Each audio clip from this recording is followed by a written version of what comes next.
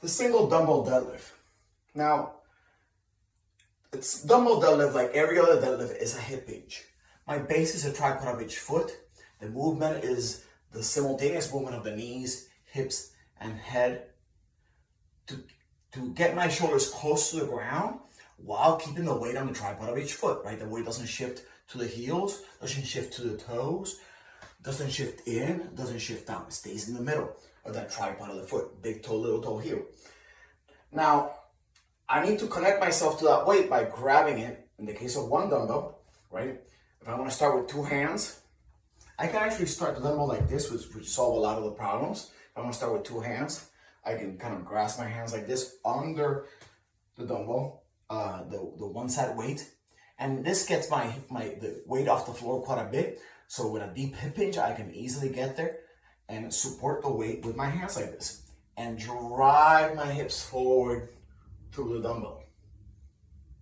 Getting into a nice tall posture. Just as in all deadlifts, my breathing is in on the down, so I can get pressure to my abdomen and inside my core, right?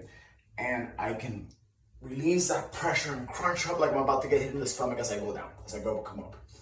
Now, that's great for lightweights, right? And I will start most people like that. But if I need to increase the weight and I can't wrap my hands around it, I just need to put both hands around the handle. This handle might be too low, okay? So that's where I want you to elevate the handle. I'm using this yoga block. This is what I have. Anything will work, right? Anything that will elevate the handle will work.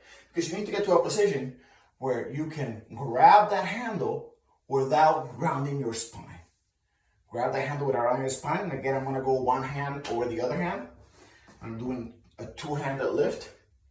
One hand over the other hand. So even a two-handed lift is really mostly putting weight on one arm.